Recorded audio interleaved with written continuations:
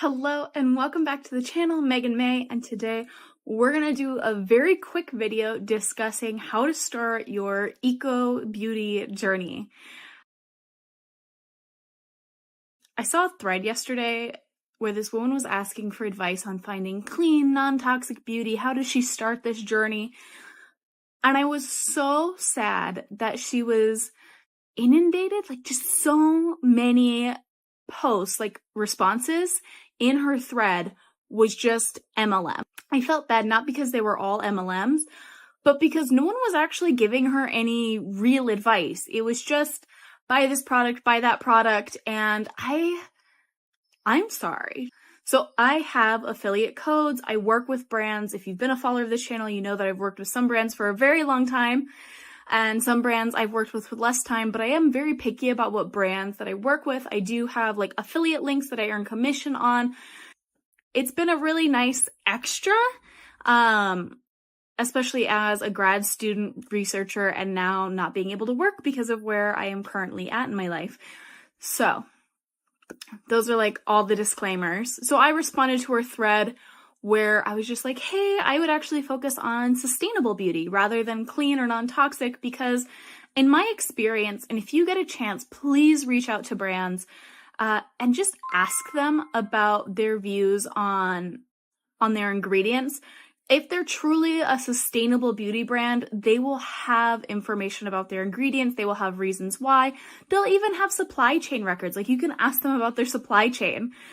And instead of focusing on clean beauty, which a lot of them say they're for the environment, but we don't see that in any of their packaging. Sustainable beauty really does focus not only on reducing our waste, but having really good products, having great supply chains, paying fair wages, just all the things that encompass sustainability. And I think hit a lot more targets. And she was like, I just can't decide if I want to focus on me and what I need, or the planet, or the animals.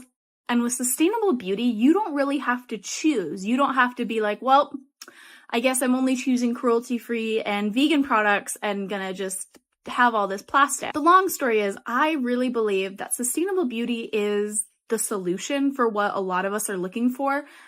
It's just that defining sustainable and being careful about our products and everything involved in that is really difficult. And there's a lot of people online who talk about sustainable living and they are so good at it. I am the person you want to follow if you want to be along on the journey. I love makeup. So for me, makeup was one of the first places where I could play and learn and enjoy sustainability with less pressure. I do have a blog up. I have this video as a blog up on my new blog. It's called In Wonder, and I have a blog about that, but I also have a blog just touching briefly on the difference between clean beauty and sustainable beauty. So if that's something you're wondering about, it's a quick read. I try not to write too wordy of anything on there. It's just a fun space for me. The more I do social media, the more I'm I just want this to be authentically me and fun. But today, we are talking about how not to overwhelm yourself and to make sustainable decisions. And when I talk about sustainable, I'm not just talking about for people, planet, and profit, because, babes, you cannot be sustainable without all three. I often see on threads and blogs where they're they don't care about the profit. Everyone should care about the profit, because when we don't care about profit and we don't care about supporting these businesses, we lose them. We are losing so many ethical and sustainable clothing businesses right now. I'm guilty of not purchasing for a long time, just focusing on buying. Honestly, I bought my shoes new and I bought my jeans new, but the rest are all thrifted. So I'm also guilty of that. Reeling it back in. Sustainable beauty. You don't have to overwhelm yourself. I'm just going to go through the tips right now. So when I flipped and flopped in my journey of creating an eco-friendly beauty bag, and that's still something I'm working on, because this face of makeup, the base is actually L'Oreal. I picked it up from a duty-free store. I don't know when. But the rest is all Axiology Beauty, which is a zero-waste, women-owned, made in the USA beauty brand, also vegan and cruelty-free. What I did is I wanted to buy everything when I first got started, and then I was disappointed on either how performance happened, which I find performance now is way better than like 2017 when I first got into this, and just like finding things where I thought this happened a lot in clean beauty. I thought I was buying sustainable beauty, but really I was getting clean beauty and everything was tight wrapped in plastic, and it was just... The first step you're going to do is you are going to find what products you need to replace. This is going to save your wallet, and it's going to save the environment in the long run because you're not overcomplicating the process. You're not buying a bunch of things you don't need and forgetting it or getting influenced to buy something else.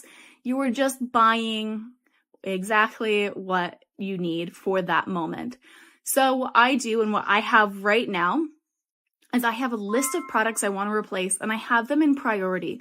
So the example I use is deodorant is something I go through much quicker, especially when it's 30 degrees Celsius and 80% humidity right now, much faster than I go through blush, especially because I have lots of multi-use products. So blush is a lip and an eye and a cheek all in one, like today's look. But deodorant, we wear that every day, twice a day, like a lot of deodorant.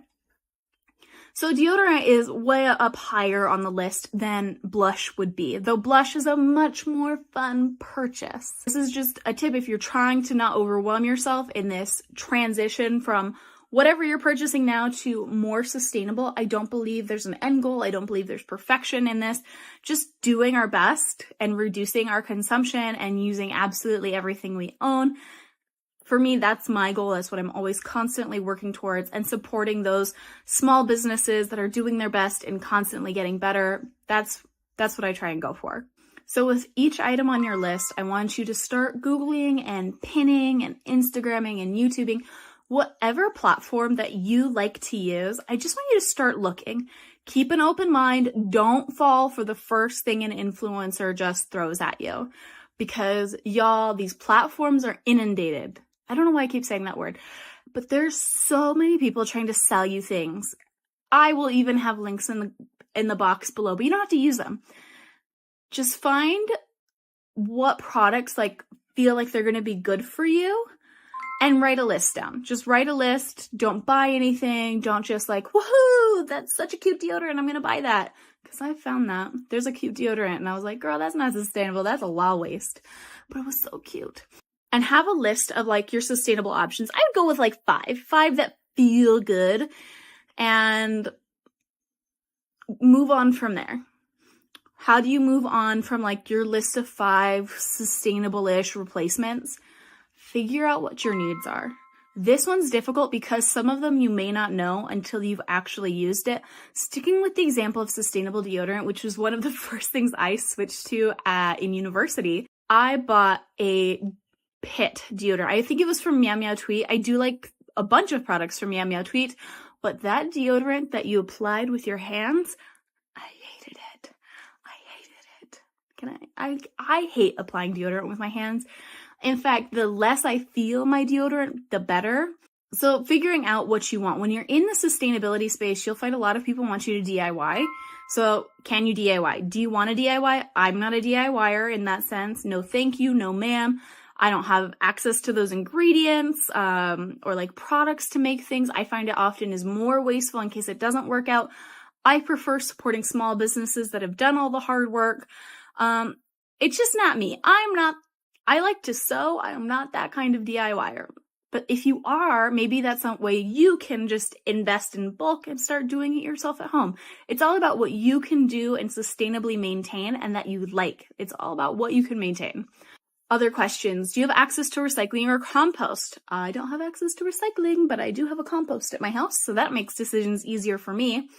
Are you willing to reuse the container? Where can you shop for these items? Can you not be able to receive packages very well? Or do you not have access? We don't have shipping. I mean, there is shipping, but it's through Uber where I am. I don't even think there's a post office in our town. Do you want to go in person? There's a zero waste store that we have, so I'm emptying our bottles of traditional products, and I'm getting ready to head to our zero waste store in the upcoming weeks. Or are you someone that's I'm so busy, I just need things that are on Amazon? I'm not going to be the person that judges you or tells you not to do that. Again, There are a lot of really good brands that do utilize Amazon to get more exposure, to get more business, and I want more sustainable brands to succeed. So that is make your own choice. Where can you buy that product, and work with it. Work with what's in your means. And that includes budget. A lot of sustainable products are more expensive. So continuing on with me as an example, I have access to compost. We have recycling in town, but no one believes it. Like, our local dump is actually full, so we never know when garbage is actually going to get picked up right now. So for me, compost is the most sustainable option. And the second option is being able to reuse my containers. A lot of people don't want to reuse containers, or they just keep them and then they end up like throwing them all away when they move. If reusing containers isn't something that you're going to do, that's okay. Sometimes your zero waste shop will take donations. Maybe that's something recyclable. You could donate to your Buy Nothing group because someone else will use them. We use them to collect seeds, especially for my skincare. But as you can tell, like, all of these different responses on like what you personally need will help you figure out and narrow down what products will actually work for your lifestyle. Remember, you don't have to replace everything, and you don't need to feel guilty for loving something still. This is not a place where you're going to find someone who is going to constantly tell you you're trying your best is not good enough. I'm not going to do that. You don't deserve it. No one deserves it. I also personally, and from what I've seen in research, just don't believe guilt is a good motivator for long-lasting change. And when it comes to sustainability, we're always trying to make long-lasting changes. If you get overwhelmed, because this can feel really overwhelming, especially if you're new to this, just take a break. Walk away from it. Maybe you walk away for a few months and you use more of your products. That is totally okay. That is okay. I don't want people to do what I did, which was get overwhelmed, feel incredibly guilty, and go back to doing what they were doing before, because it was cheaper and easier, and most of the time for me it was a budgetary thing. But there were moments where, like, it was just, if I knew I couldn't make the perfect decision, I was like, why make that decision at all then? So I don't want anyone to go through that. If you are feeling overwhelmed, just step back and take a break. In that same vein, if you don't like your eco-friendly product, it's okay. I have a long list of eco-friendly products that I hate. Didn't like them at all. I wish I did. That deodorant is one of them. I have products that I love and I have products that I hate, and you shouldn't feel bad for one or the other. It's just, use it to the best of your ability, or see if you can give it away to someone that will use it, and try not to throw it away, and then you move on. No worries. Embrace new product types. This one was probably the most fun for me when I was transitioning my beauty bag over to sustainable beauty, because I found with new beauty product types, it was kind of confusing on how to best apply them, but then I loved it because it allowed for more creativity. One of my best examples is Axiology. I was a big fan of Axiology way before they became a zero waste brand, and I love their products. They felt so luxurious, and the pigment was beautiful, and they were like, I just love them. And then when they went to zero waste, they started selling in this crayon formula, and it looks like a crayon. It's wrapped in paper. It comes in a paper box, and I was like, I don't know about this. And then I tried it, and I was like, I do know about this. This is a beautiful formula. It reminded me just as much as the old products, except now instead of just a lipstick, this is a totally multifaceted. I'm like showing you because I'm wearing it today. It's a gorgeous product that works in multiple places. And I find that a lot of sustainable beauty brands want their products to work well with others. They want them to be multi-purpose because they're not trying to get you to buy absolutely everything. They're just trying to reduce the waste we create while still, for the people that love beauty, have access to amazing beauty products. Another example of that is the Activist Skincare. Their face washes are 2-in-1. If you watch that video, you know that was just crazy to me. I was like, 2-in-1s don't work. I need a double cleanse. I was really annoying there. I was wrong. I will stick with this channel. I'm going to do a full face wash so you can kind of see how it washes off on a short. But it works. It works. It took a lot of like mental switch, a decade of double cleanse, and now you just want me to use one product? But it's true. It works. And the last one is there are traditional beauty brands that are actually making more sustainable products. Now, they won't have that whole line. Maybe they won't have the ingredients you're looking for. Maybe they won't have the ethical manufacturing that you're looking for. Whatever is you're looking for, but they may have movements towards more sustainability, and that might be just more accessible for you, or it might be something that just feels easier in the transition. I found that when I have suggested, for example, a Late Cosmetics, some people love it. They're like, this is me, this is what I'm going for. And other people are put off by the lipstick in a pencil form, even though ecobeauty just released them. Late has been doing that for years.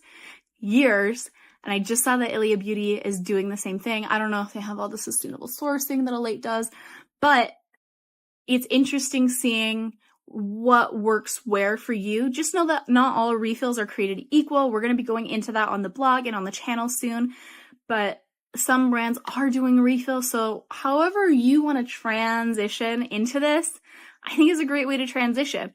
And Sephora does have refills. MAC has refills.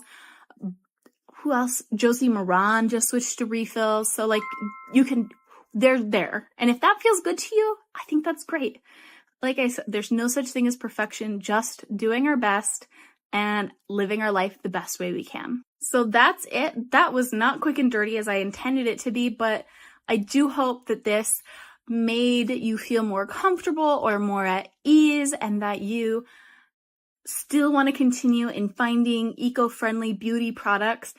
I love the makeup that I own. I feel so confident in it, and I love that something that I love can be sustainable, which wasn't something that felt possible in 2017, but definitely feels like absolutely it's possible in 2024.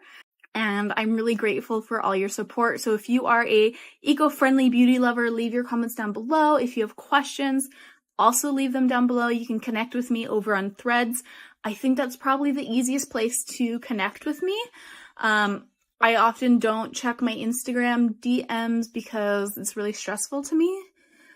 And email is probably one of the worst places to connect with me, but Threads is probably one of the best ones you can chat, and I'm happy to be there. I find it very fun over there, and I can't wait to do another video. I have lots coming because people have sales right now. Like Cosmetics has a sale. Just so many cool things are happening. So I will see you guys in the next video, and bye.